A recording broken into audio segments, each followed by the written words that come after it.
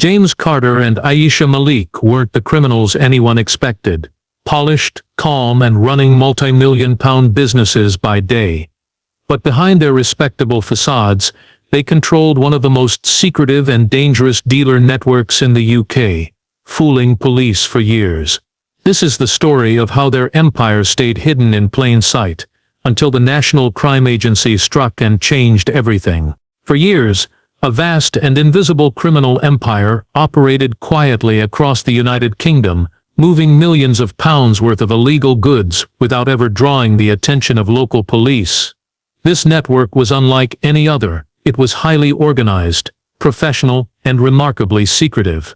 Unlike typical drug dealers or street criminals who often leave clues behind, this group was almost impossible to detect. Their activities were hidden beneath layers of legitimate businesses, complex financial transactions and well-planned logistics that made their empire invisible to the authorities. The dealers involved were not the stereotypical criminals. They were well-educated, well-dressed individuals who blended easily into high society. They owned small companies, invested in property, and attended social events. Their public personas were impeccable, making it hard for law enforcement to even imagine them as criminals. This careful disguise was a key part of their strategy.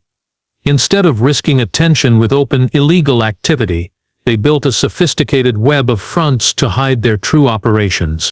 Their empire spanned far beyond London, stretching across major cities and towns throughout the UK. Couriers would transport illegal goods hidden in shipments of everyday products. Warehouses and storage units were carefully chosen for their discreet locations, often in industrial areas where large deliveries were common and went unnoticed. Communications were encrypted, using codes and secret apps that made it nearly impossible for police to intercept meaningful information. What made this network so difficult to crack was how fragmented it was. Even members within the organization didn't have a full picture of the whole operation.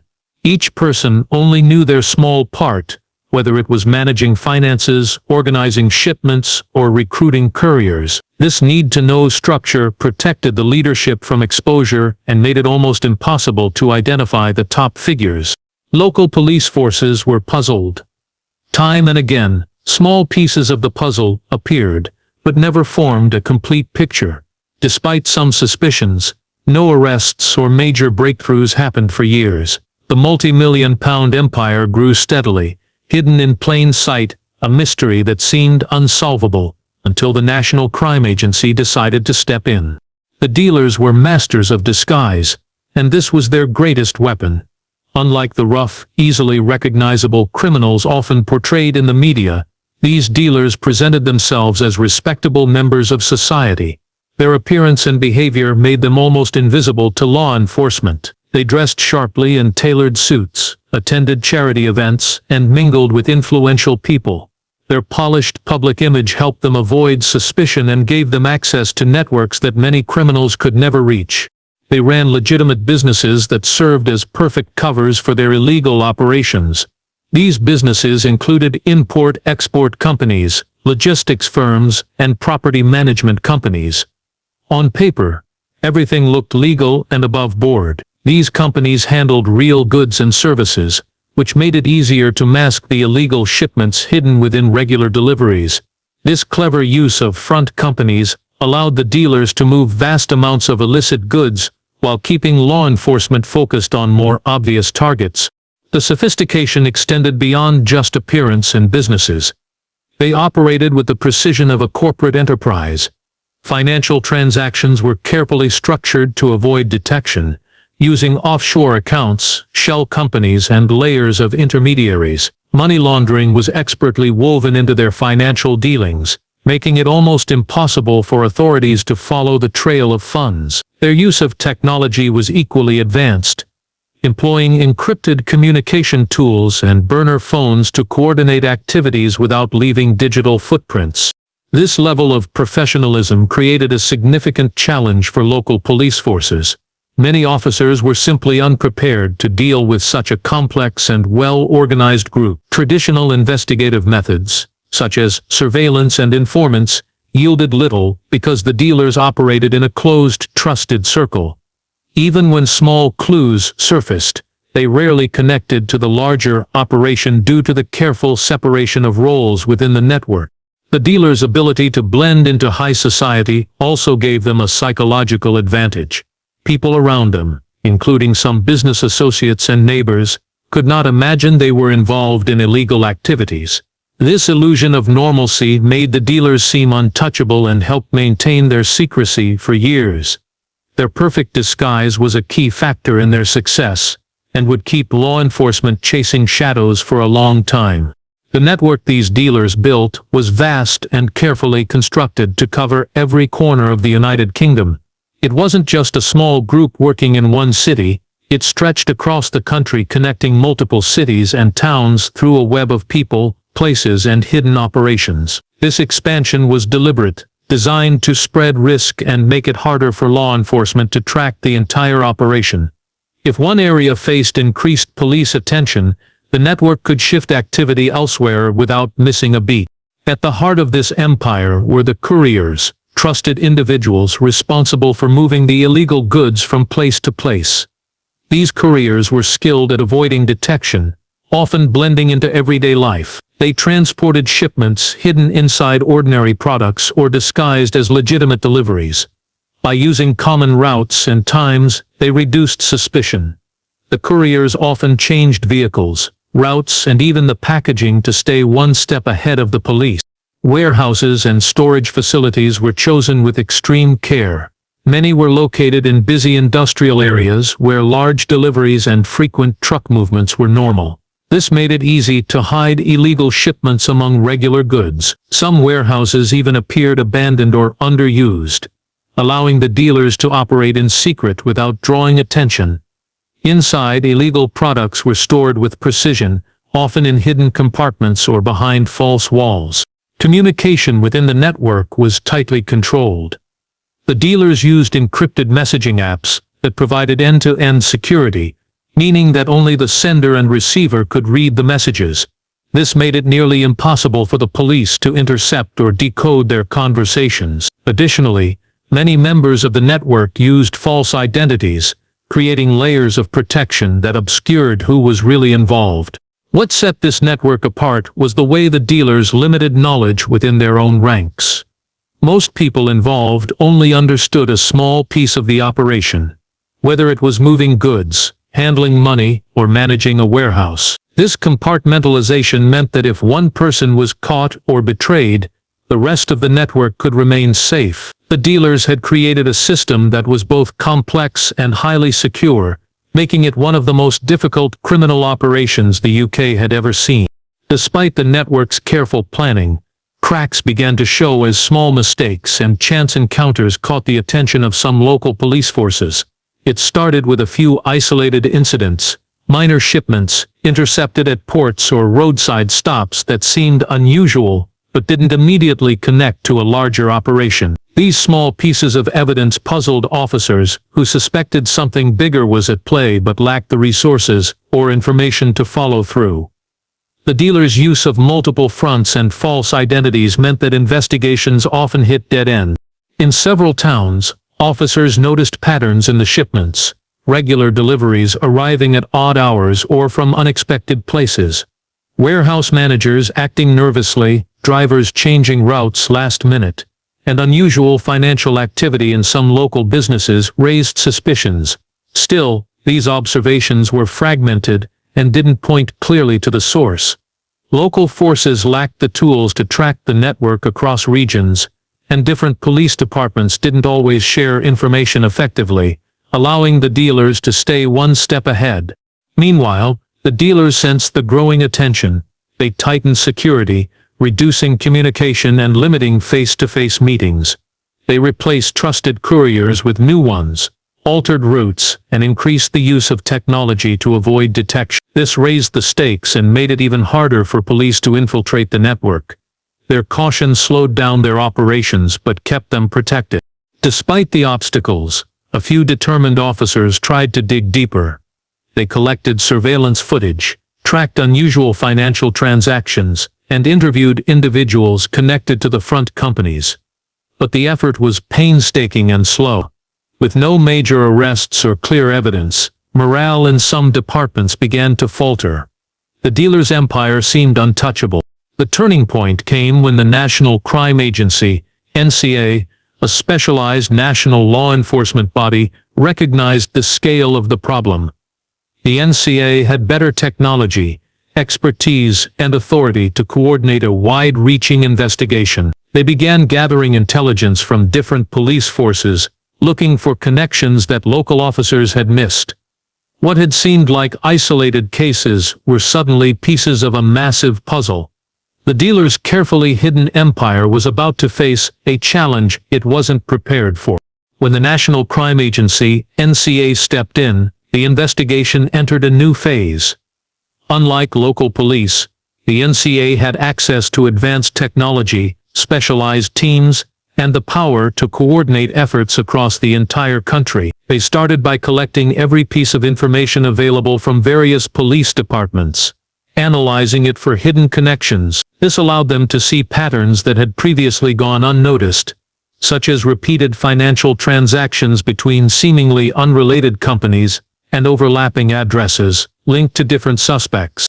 Using state-of-the-art surveillance tools, the NCA began tracking encrypted communications, slowly cracking the codes that the dealers used to hide their messages. They monitored suspicious bank accounts, following the flow of money through layers of shell companies and offshore accounts. This financial investigation revealed the true scale of the operation, showing how millions of pounds were moving quietly through the network. The NCA's investigators also started building detailed profiles of key individuals within the organization. By combining data from phone records, CCTV footage, and informants, they identified several leaders who appeared to coordinate activities across different regions. These masterminds were careful to remain in the background, avoiding direct involvement in illegal transactions. Instead, they used trusted intermediaries to manage day-to-day operations. One of the biggest breakthroughs came from uncovering how the dealers used legitimate businesses to mask their activities. The NCA discovered import-export companies that handled both legal and illegal shipments, making it difficult to separate the two. These businesses operated with complex logistics systems, allowing the dealers to move illegal goods hidden among everyday products without raising suspicion. The investigation was complex and time-consuming, but the NCA's persistence paid off. Slowly but surely, they mapped out the entire network and identified the people pulling the strings. This intelligence gathering set the stage for a carefully planned operation aimed at dismantling the empire.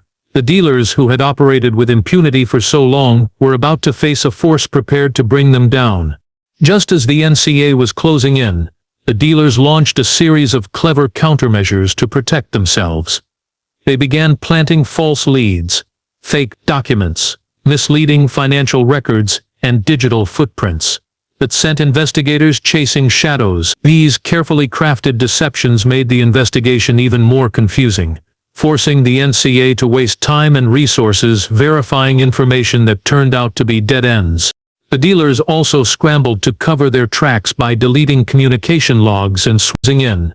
The dealers launched a series of clever countermeasures to protect themselves. They began planting false leads, fake documents, misleading financial records, and digital footprints that sent investigators chasing shadows. These carefully crafted deceptions made the investigation even more confusing, forcing the NCA to waste time and resources verifying information that turned out to be dead ends. The dealers also scrambled to cover their tracks by deleting communication logs and switching to new encrypted messaging apps. They discarded burner phones, changed bank accounts, and replaced couriers with new, less experienced ones. These moves slowed down their operations but bought them time, frustrating the investigators who were just beginning to close the gap. Public frustration grew as the media caught wind of the high-profile investigation, but saw no results. Rumors spread that the dealers were untouchable, protected by powerful allies or gaps in the law. The pressure mounted on the NCA to produce arrests and show progress, but the dealers' efforts to confuse and mislead made it difficult. Despite the setbacks, the NCA refused to give up. Behind the scenes, Analysts worked around the clock, cross-referencing data, and looking for inconsistencies in the false leads. Slowly, the web of lies began to unravel. A critical breakthrough came when a low-level member of the network made a mistake and left behind a small but valuable piece of evidence, a forgotten message, or overlooked transaction that exposed a hidden connection. This small error set off a chain reaction, allowing the NCA to verify other parts of the operation and rebuild the true picture. The dealers, confident they had evaded capture, had underestimated the determination and skill of the investigators. The stage was set for a major breakthrough that would finally expose the full extent of the empire. The breakthrough came from an unexpected source, a member within the dealer's own ranks, who feared being betrayed or caught in a dangerous power struggle. This insider decided to secretly provide the NCA with crucial information, risking everything to bring down the operation. The tip-off included details about secret meetings, key players, financial flows, and hidden warehouses that had never been discovered before. With this new intelligence, the NCA gained a clearer picture of the network's inner workings. They could finally connect the dots between isolated clues and understand how the empire was truly organized. The insider's information revealed not only the identities of some leaders, but also how they communicated and coordinated across different regions. This was the evidence the NCA needed to plan a precise strike. The insider's motivation was a mix of fear and self-preservation. They knew that if the dealers found out about their betrayal, the consequences would be severe.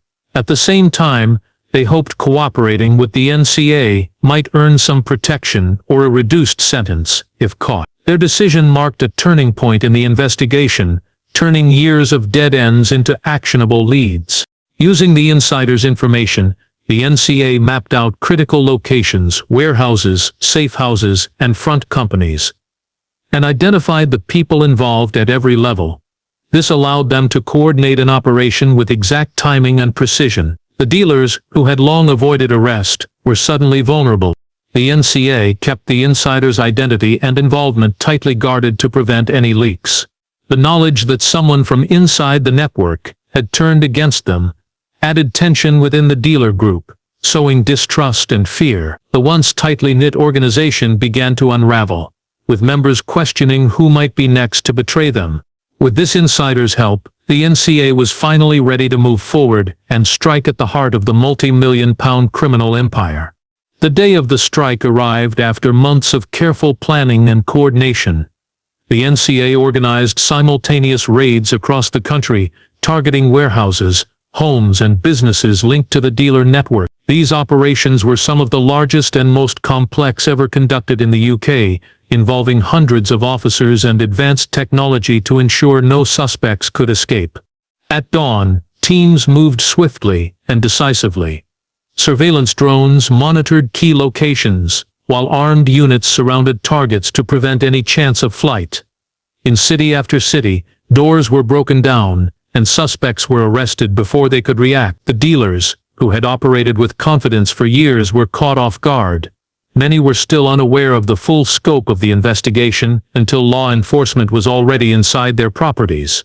During the raids, officers uncovered massive quantities of illegal goods, hidden in secret compartments and disguised shipments. Financial documents, computers, and phones were seized to gather further evidence. The scale of the operation stunned even experienced investigators. Warehouses filled with millions of pounds worth of contraband and stacks of cash. Some dealers tried to flee or destroy evidence, but the NCA's coordination prevented most escapes. Vehicles were blocked, and communication lines were cut to stop any last-minute warnings. Within hours, key figures of the network were in custody, along with many lower-level operatives. The arrests sent shockwaves through the criminal underworld and the general public. The success of the strike was a testament to the hard work and persistence of the NCA and its partners. Years of investigation, combined with intelligence from the insider and cutting-edge technology, had finally brought down an empire that once seemed untouchable. Yet, while many dealers were behind bars, questions remained about how deep the network's influence truly ran and whether others connected to the operation would soon surface. Just when it seemed the case was coming to a close, a startling revelation emerged that changed everything. As investigators dug deeper into the seized documents and communication records, they uncovered connections between the dealer network and several high-profile figures in business, politics, and entertainment. These were people who, on the surface, appeared completely unrelated to the criminal world, but had, knowingly or unknowingly, played roles that helped the empire thrive. Some of these individuals had business ties to the dealers' front companies, investing in them or providing services that helped launder money. Others were linked through social connections, attending the same events or sharing contacts with the dealers. There were even hints that a few had turned a blind eye to suspicious activities in exchange for favors or financial gain. This revelation shocked both investigators and the public, raising questions about how deep corruption went and who might have been protecting the dealers. The discovery complicated the investigation significantly. Prosecutors faced challenges in gathering enough evidence to charge these powerful figures, as they were careful to cover their tracks. Meanwhile, media outlets began to report on the scandal, sparking public outrage and demanding transparency. The government promised to get to the bottom of the matter, but the involvement of influential individuals meant that progress could be slow and politically sensitive. This twist in the story cast the dealer's empire in a new light. It was no longer just a criminal operation hidden in the shadows, but a network that had infiltrated parts of legitimate society. The dealer's success in fooling the police for so long was partly due to the protection and silence of those above them.